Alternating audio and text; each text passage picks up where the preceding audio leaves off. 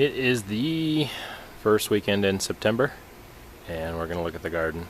It's been about 2 or 3 weeks since we last took a look, and we'll see that a few things have indeed changed. Mostly the squashes have died off. The beans have become a lot more productive. But anyway, so we'll start around the outside. So you can see our tomatoes are going crazy. Lots and lots of them. Just tons of production in all the different varieties, except for the 4th of July. So those are pretty much over. But everything else is kicking out pretty good. And we have cucumbers, several of them. The cucumber bush was pretty much written off, but then once the squash plant died, the cucumber came back. So it's been a good trade-off, I guess. Still have those 2 giant squash. The super giant one that was there, we took off because it was about to fall, because the entire plant, as you can see, has been killed by the squash bug. Magnolias or marigolds are finally blossoming, flowering. There's one zucchini, part of the zucchini plant left, with one little zucchini in there. Once again, there's that vine up close, toasted. Our butternut or patty pan sunburst squash there is kind of got a little bit of hurting going on. See some of the spots. Also, you can see some of the discoloration of leaves, like this striped, spotted color thing. And then there's the cool but weird looking cross-pollination going on with the red and green, or the yellow and green. We have 2 honeydew here, a 3rd honeydew there. So, a 4th one there. Yeah, I forgot about those. We have a couple of the butternuts that are forming. This also is dying because of the bugs, but we'll see what happens. This is, you can see there, over to here, one of the yellow crooknecks. It's all weird looking and lumpy and colored funny.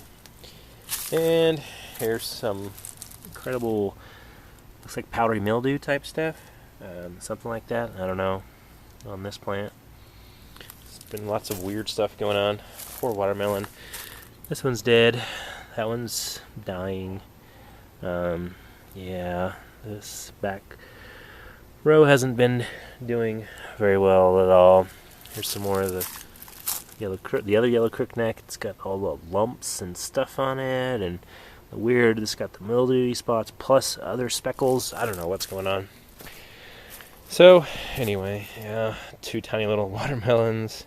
It's not been a good time for the melon family. You can see here the pumpkin has this weird discoloration with the veining and shriveling. And fortunately, though, there is one pumpkin, only one, but it is big, and it's starting to turn orange. So it looks like it will make it, hopefully.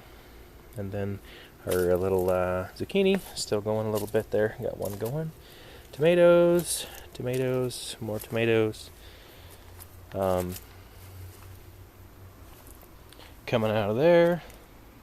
There was this little banana pepper here. We had one that I just pulled off a couple days ago, which was red. Just kind of weird, because peppers are yellowish, but that one was red. So in our spots here, we've got the potato kind of dying back a little bit. Lots of the red peppers, red type peppers. Most of the onions have stopped growing. A lot of these ones out here have. We've just been leaving them in and digging them up when we need. Carrots are getting bigger. Haven't checked into those. Basil's looking good. Swiss chard, I've had to trim that back, but it's staying under control a little bit. But you can see it comes out and then tries to dominate the other plants. And does a pretty good job of that. There's what a banana pepper, well, kind of supposed to look like. It's kind of purplish. It's weird. Orange peppers. It's the only color that I've actually seen come full. I haven't seen any of the yellows or the reds make it all the way to full production. Soybeans, have a few of those. So our little soybean experiment. The corn is, some of them are 7 feet tall now. That part's good. They're making some ears. Be pretty full, so this part looks good. Unfortunately, the other corn box, just the corn box, did not do well, but these ones have. These are my jalapenos that are not jalapenos. This is basically a small red pepper. I'm guessing due to the cross-pollination or whatnot, but there's no heat at all, and they turn red. So, yeah, been an interesting experiment. Here's our gorgeous flower, which is closed now, but when it's open, it's beautiful. Our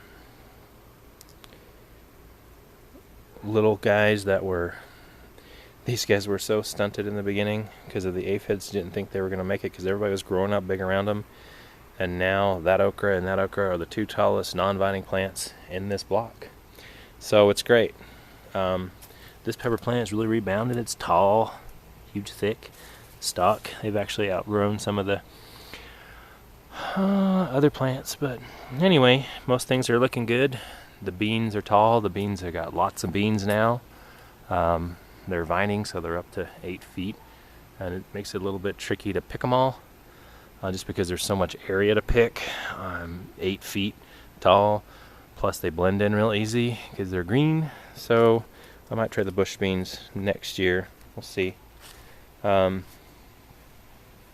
Anyway, yeah, lots of eggplant we've got, and lots of the banana peppers were the most prosperous.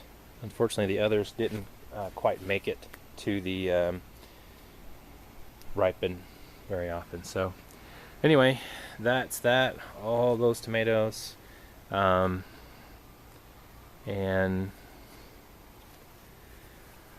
a few fruits or squash left. Lots of beans. Corn will be coming on soon. That'll be good. And yeah, lots of chard.